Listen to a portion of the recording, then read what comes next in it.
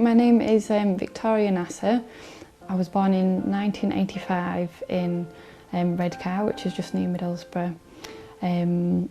I was brought up in a normal working class background. My mum was a midwife, my dad was a heating engineer, and they weren't particularly religious. Although they brought us up with quite strong morals, you know, to be hard-working, honest, good manners, I suppose just normal things like that. I had, I suppose, a fairly normal childhood. I used to enjoy, I suppose, swimming. I did a bit of horse riding. I really enjoyed dancing. So those were the main things. I also played the piano for quite a while, from about age 8 to 12, I suppose, I learnt the piano. I was always, I suppose, described as a fairly quietly confident person from a young age. Sometimes I could be quite shy. I was usually very well behaved, you know, at home and at school. Just used to get on with my schoolwork and do as I was told. We did go to Sunday school, me and my brother, for a short time when I was about 3 or 4. And I remember enjoying that, and we used to learn about Bible stories and things like that. And we only stopped going because I think my mum and dad were too busy with work. After that, we never really were involved much in any church until I reached about the age of 10, and one of my best friends was getting confirmed in a Church of England, so I did that with her, just to keep her company, really.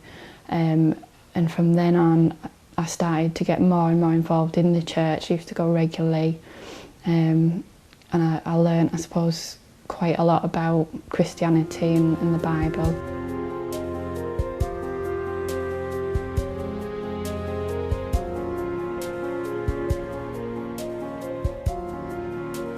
I'd gone to church, I suppose, regularly from about age 10 till about 15, 16.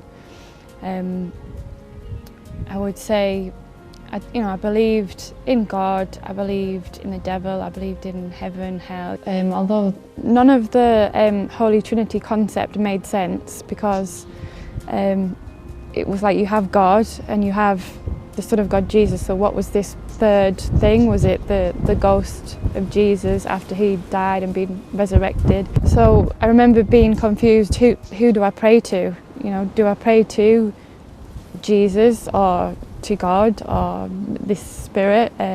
So, you know, it's hard to follow your life with something that didn't completely make sense, and that's when I started to question Christianity and, you know, my religion, I suppose.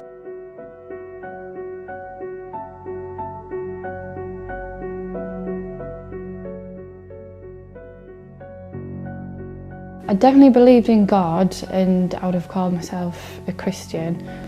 So I suppose I just thought by going to church it was like a connection with God.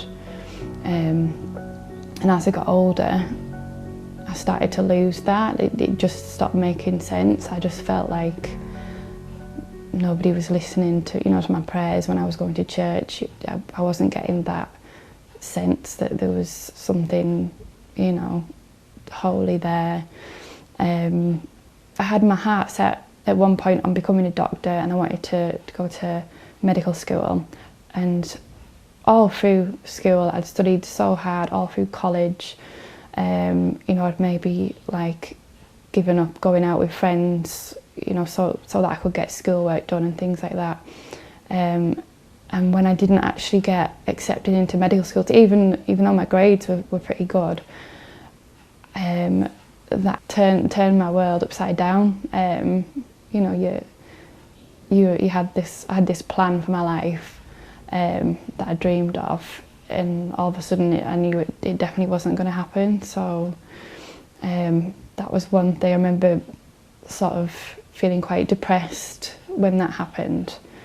I was at university, supposed to be having the best time of my life, going out, drinking, clubbing, but at the end of it all, there was just that empty feeling of life at the end of the day. Like, why are we here? I would say I'd pretty much become an atheist. I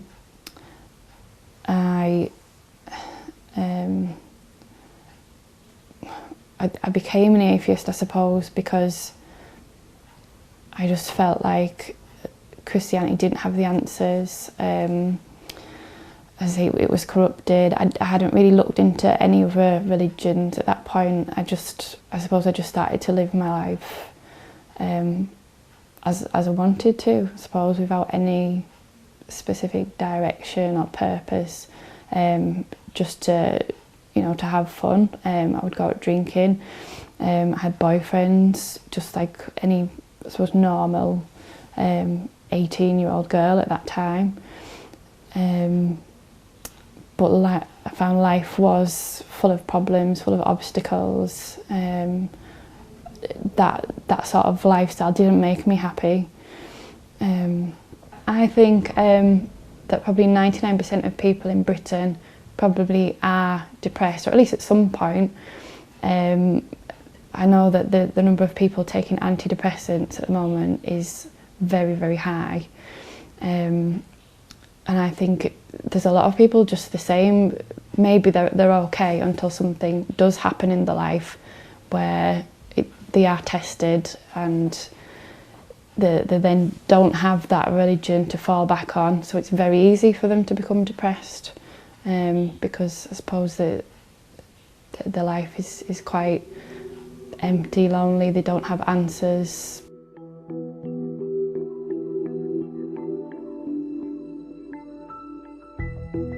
Before I went to college, I would say I never really knew any Muslim people, and I had some quite ignorant views of what Islam was. For example, if I saw a woman with a hijab on, I used to feel sorry for her. I used to think, oh, what a poor girl or woman. Her family must have made her wear that.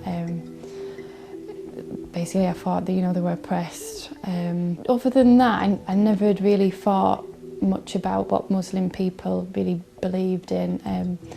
I knew they were associated with terrorism and 9/11 and things like that.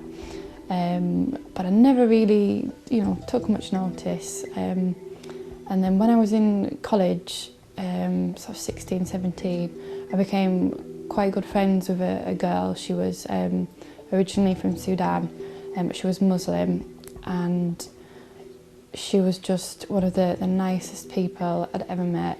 She was so open, honest, and then I got another surprise when I went to a house, because I used to stay over there quite a lot, and her mum used to treat me as if I was another daughter, just one of the family. Even her sisters, and I think she had one brother, they were all the same, really warm, welcoming. So even though at this point I was introduced to a Muslim family, I still didn't really take much notice of the actual religion. I didn't think, oh yeah, Islam is something that I need to look into further. But looking back now, I remember being, very impressed. And I suppose at the time I maybe thought this was just a one-off, this was just her and her family. But actually I now realise it had a lot to do with the fact that they were Muslims, and that was the way they treated people, not just, me. This is how it teaches you to welcome people into your house, to be good hosts, to be polite, just good manners. After I'd met this friend, I was just, I suppose, more comfortable with what a Muslim was.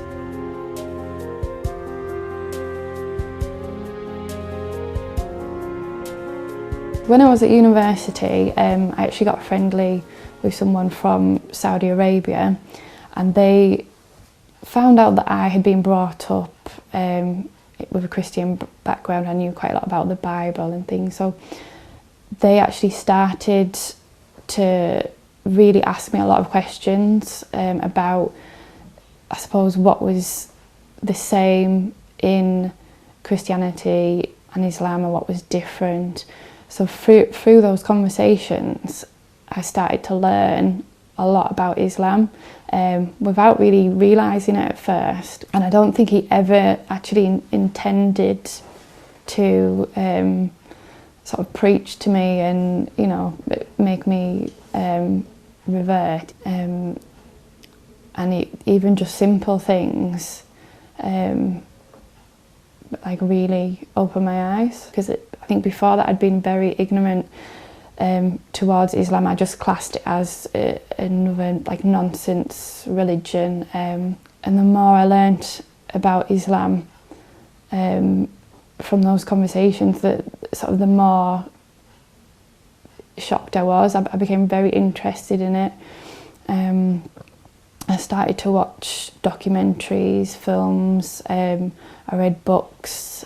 I actually read books about the corruption of Christianity as well as Islamic texts, and then I was given the Quran and I started to read that, and I was just amazed by the Quran. There was nothing in it to me that said Islam was, you know, a religion promoting terrorism. All the sort of ideas I'd had about Islam in the past were completely wiped away. And I suppose just from learning about that, I decided I couldn't ignore it. I just had to follow it. It was just like a change in my heart.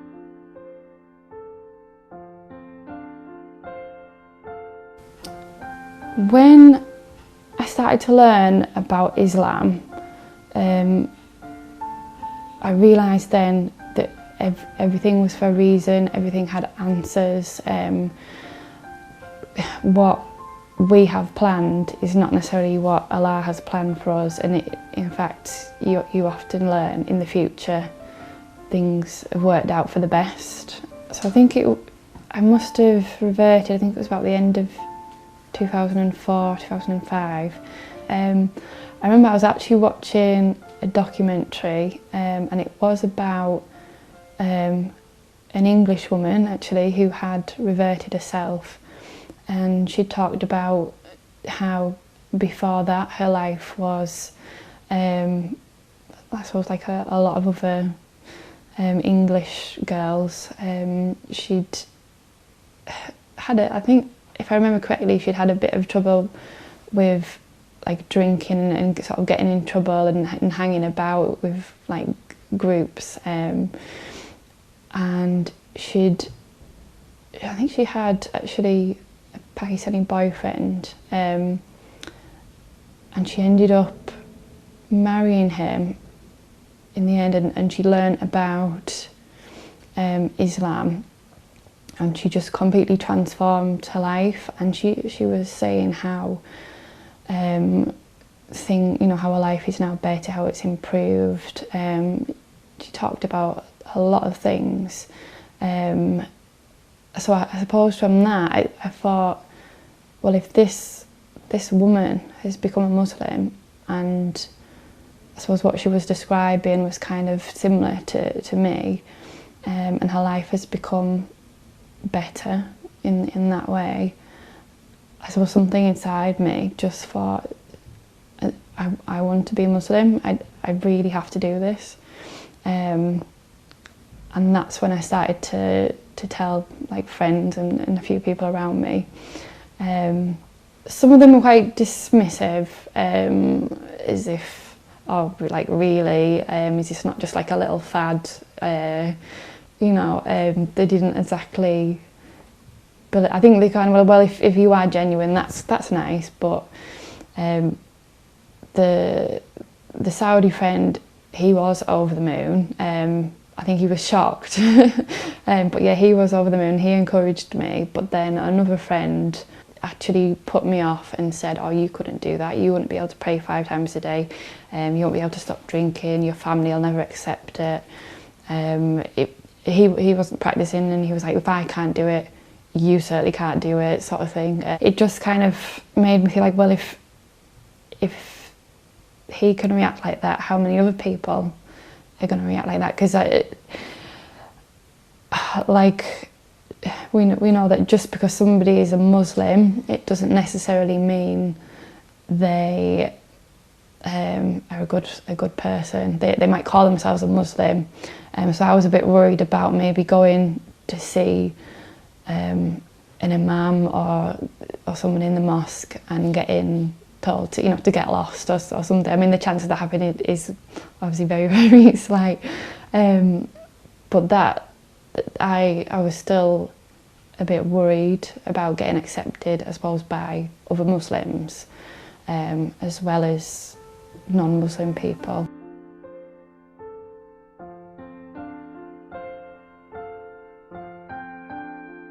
When I first became Muslim, I didn't put the hijab on, so to be honest, people, they can't really tell, unless it actually comes up in conversation, like maybe someone would say, well, would you like to go out for a drink? And I would say, actually, no, I'm a Muslim now, sorry, I don't go out drinking anymore, I can go for a coffee with you, or pizza at the cinema or something like that. And I actually found a lot of people then wouldn't bother with me. It's kind of like, oh, well, if you're not going to come out and get drunk with us, then we don't really want to meet up with you anyway. So that was a bit hard to deal with. So a lot of friends I'd had in the past all of a sudden were not interested in me anymore. I suppose even sort of people at work, after work, they'd all be saying, oh, we're going to the pub for a drink, and obviously I wouldn't be included in that. So that was sometimes, made you feel a bit lonely, a bit left out. When I did actually start to wear the hijab, I felt like people at work didn't really have a problem with it, or at least not to my face. I think because of my job, they then know, oh, well she's like an educated woman. I don't know if it was something to do with that, so that they treated me quite nicely with respect, but I found if I'm walking in the street or say in a supermarket, I get a lot of people looking at me, and some of them, I would say in a quite negative way. I've had the odd thing shouted at me, maybe from across the street, so that kind of puts you off a little bit, doesn't make you feel quite comfortable, but it depends where I am. If I'm in my local town, no matter what, people always stare. I would say most people are pleasant. I'd say there's the odd one or two that will shout things, but if I go sort of 20 minutes away into Middlesbrough, which does have quite a large Muslim population, it's completely different. If I walk down the street, nobody even blinks an eye if I've got my hijab on, which is lovely. You just fit in, so that's quite nice.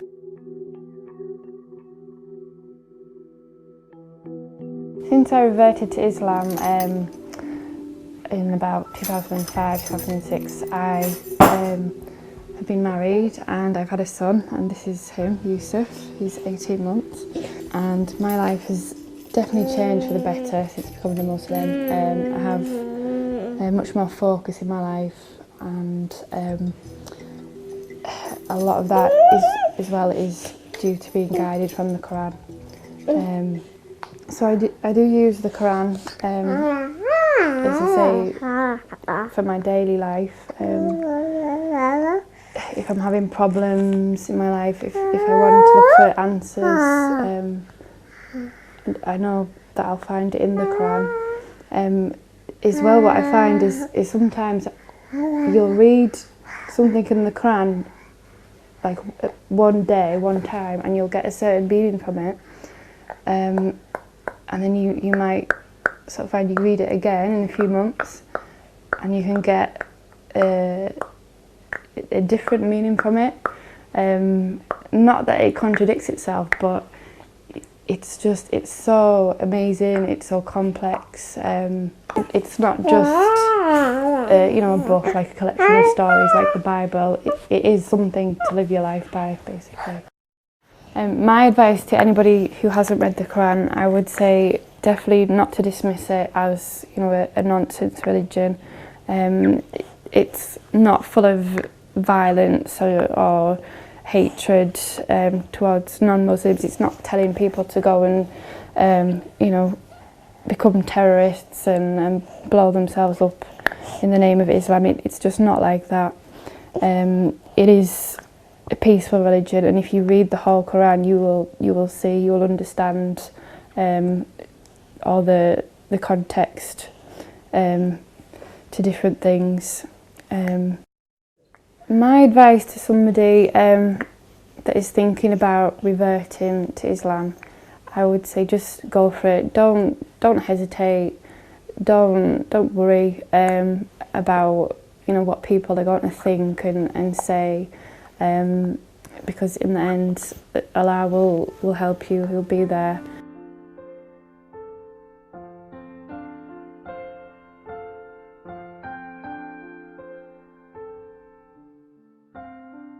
Islam to me is it's like a way of life.